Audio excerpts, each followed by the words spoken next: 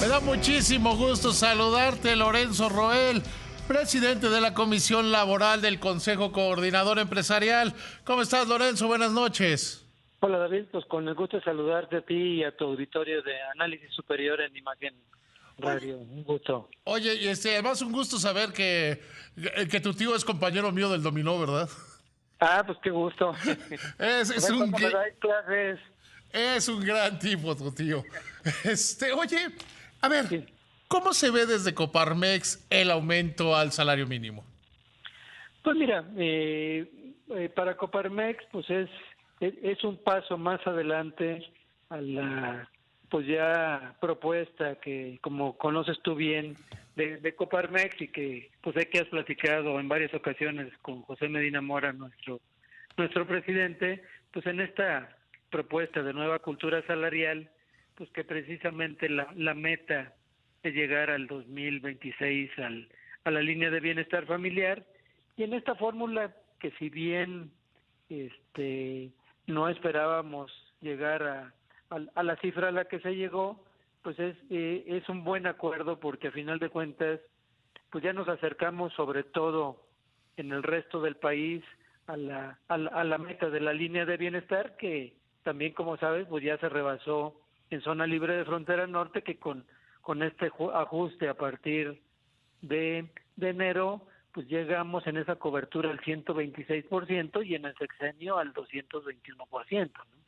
Aquí yo creo que es algo muy importante que destacar, que se trató de una iniciativa que empieza a mediados del sexenio pasado Así es. por parte de Coparmex, que fue Sí, primero quitarle el carácter que tenía el salario mínimo de unidad de medida.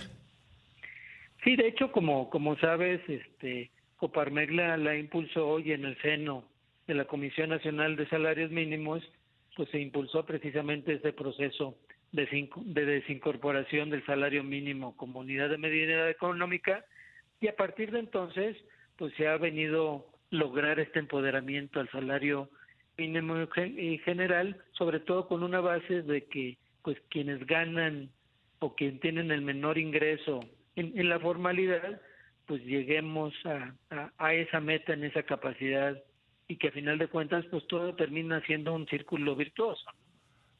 Lorenzo, ¿por qué no me ayudas explicándole al público que que sí van a ganar 20% más, pero que no es un aumento de 20%?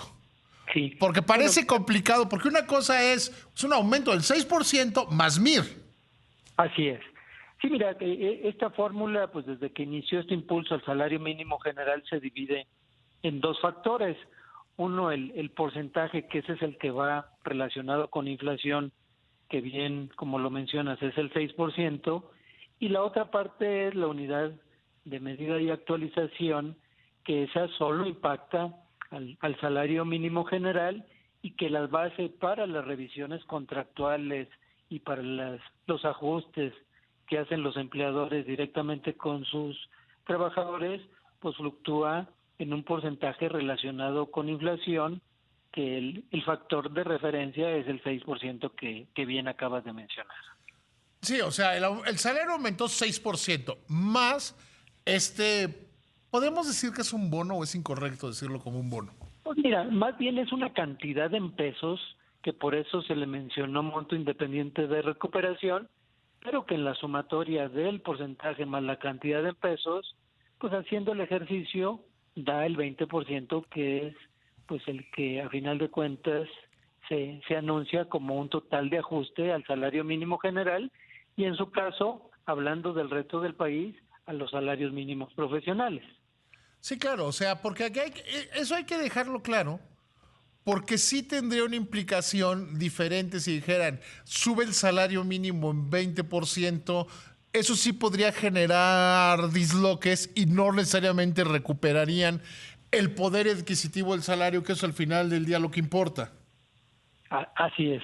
Bueno, el salario mínimo general como tal, pues ha venido en esa franca recuperación del poder adquisitivo, y precisamente pues cuidando ese factor inflacionario es el 6%, que a final de cuentas pues es lo que se negocia tanto en las relaciones colectivas, en las revisiones contractuales, como en forma particular con los colaboradores en las empresas.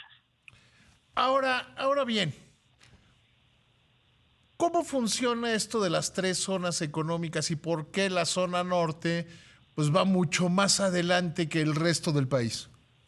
Sí, pues mira, de hecho son dos zonas económicas. Una es la mencionada zona libre de frontera norte, que prácticamente pues es toda la colindancia en la frontera del país, en donde por ciertos requerimientos y precisamente en la cercanía con nuestro socio comercial, pues el costo de vida es más alto y precisamente por eso se ha visionado la necesidad de tener diferenciado un salario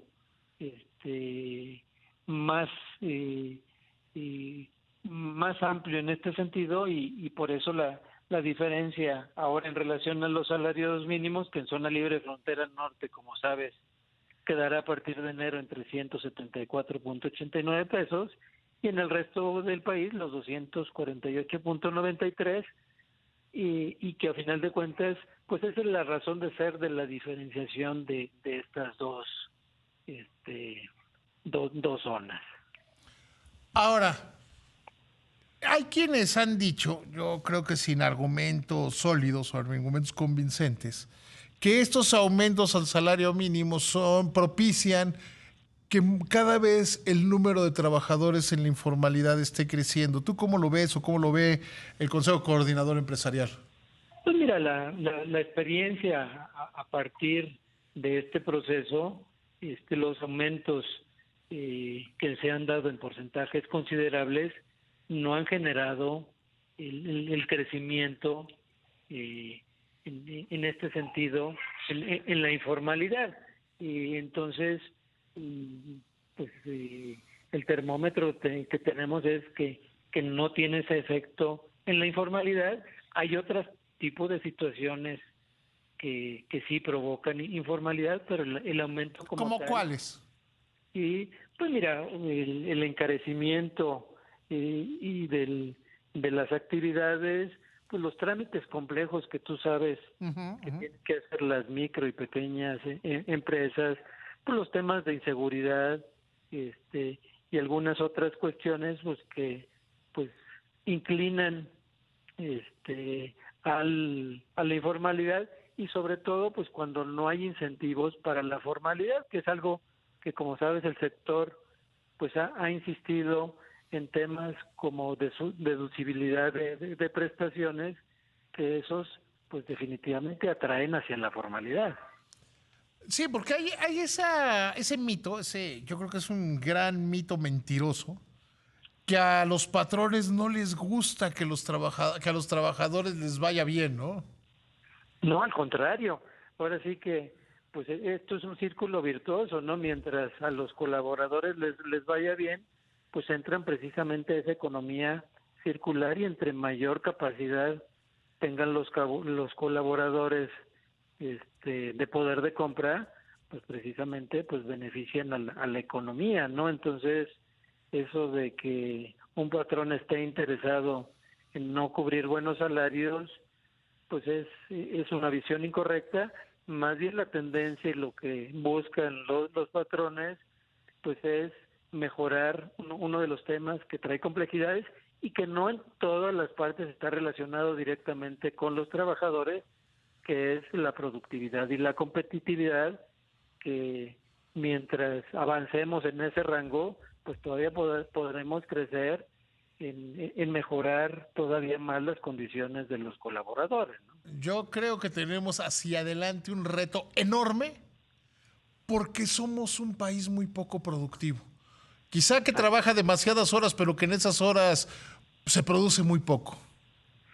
Sí, tenemos que ir precisamente a acrecentar la productividad y la competitividad, y que además tenemos muchos ejemplos en México de empresas que son muy productivas y competitivas, y además pues en esta nueva posibilidad que tenemos de crecimiento económico con el nearshoring, yo creo que tenemos que caminar precisamente a mejorar la competitividad y la productividad, y a final de cuentas, pues esto, como lo mencionamos, somos las dos partes principales en esta actividad, pues que son patrones y trabajadores, y creo que tenemos que tener esa visión de crecer como país hacia allá. Lorenzo, te agradezco muchísimo esta conversación, una gran plática. Que te vaya muy bien. Siempre es un gusto saludarte. Igualmente, David, un abrazo a ti y a tu auditorio.